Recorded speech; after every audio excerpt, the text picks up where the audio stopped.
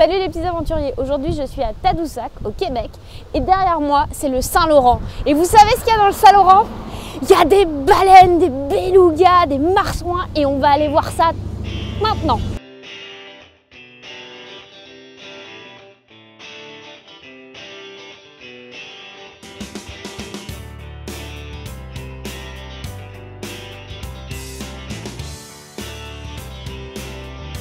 Pour rejoindre Tadoussac depuis le sud de Montréal ou de Québec, il faut prendre un traversé, c'est-à-dire un bateau sur lequel on met des voitures. Et toutes les voitures, au lieu de monter sur un pont, elles montent sur un gros bateau et on va traverser le Saint-Laurent, plus précisément le fjord du Saguenay. Derrière moi, tu peux voir le Saint-Laurent.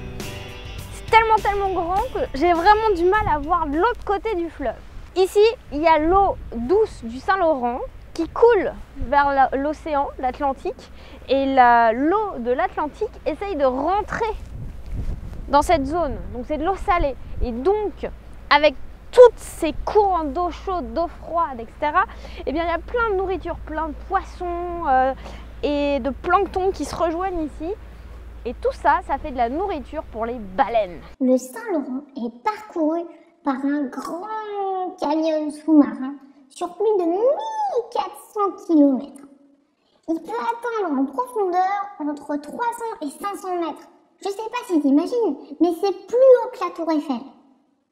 Et là, à Tadoussac, tout d'un coup, le canyon s'arrête. Ça crée un grand mur entre lequel les courants rebondissent avec toute la nourriture pour les baleines. Ici, ce sont des fanons de baleines. C'est un peu comme des dents.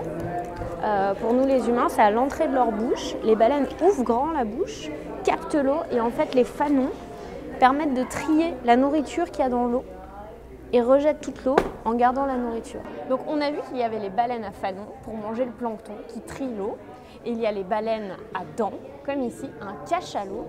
Et on voit qu'il a toutes les mêmes dents sur tout le long de sa mâchoire. Et ça lui permet d'attraper des gros poissons ou encore du calamar. Ici, je vais être dans la mâchoire d'un rorqual bleu, la baleine bleue. Regarde comme elle est géante. Ça fait ça. Ça, c'est juste la bouche d'une baleine bleue. Je suis la grosse baleine bleue. Hey Clem, c'est pas toi la baleine bleue. D'ailleurs, je suis pas sûre que t'as envie qu'on dise que t'es une baleine bleue. Tu sais pourquoi? Parce que c'est l'animal le plus gros qui existe sur Terre. C'est même plus gros qu'un diplodocus, le dinosaure. D'ailleurs, c'est l'animal qui est capable de faire le son le plus fort du monde. Ça va même plus fort qu'un avion à réaction. 190 décibels. T'es pas capable de faire mieux. Faut être très patient pour voir des baleines. Ça, c'est moi qui te le dis. C'est pas dans la forêt que tu vas les trouver. Bah tiens, regarde là-bas, le marsouin. Elles ont besoin de prendre beaucoup de force, les baleines ici. Et donc de manger beaucoup. Parce qu'après, elles vont aller faire une énorme route pour aller se reproduire. Et donc, il faut qu'elles puissent manger énormément. Et cet endroit, c'est l'endroit parfait pour un banquet exceptionnel. Hey, si on allait voir le fjord du Saguenay de plus près. Sur la route, tu sais ce que j'ai croisé? Un ours. J'ai pas eu la chance de le filmer, je suis tellement déçue. Mais bon, si tu viens au Québec, il y a de grandes chances que tu vois des ours. Ça, c'est moi qui te le dis. Bon, alors, quand tu arrives dans le parc national du Saguenay, eh bien, tu vas faire une petite randonnée et on va aller rejoindre Clémence. Sur la route, tu sais ce qu'elle a croisé d'ailleurs? Une marmotte. Ici, c'est la représentation d'un beluga qu'on appelle aussi la baleine sourire parce que sur son visage, on peut voir un sourire qui se dessine et ça le rend très sympathique. Ces belugas, ils vivent dans le Saint-Laurent toute l'année. Mais ils sont en voie de disparition à cause de plein de facteurs. Ils sont avec le réchauffement climatique, avec l'eau qui est polluée et plein d'autres événements. Il y a eu beaucoup de chasse aussi.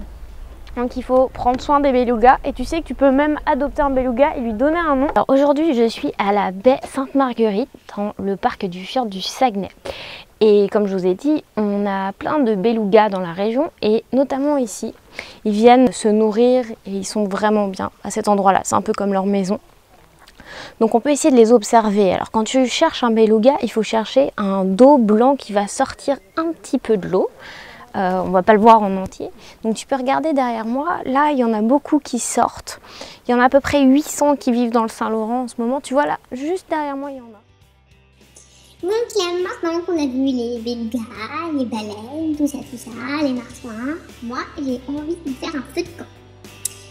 Oui, bon, j'ai aussi envie de manger des guimauves grillés. Allez, c'est parti! Et voilà! Miam.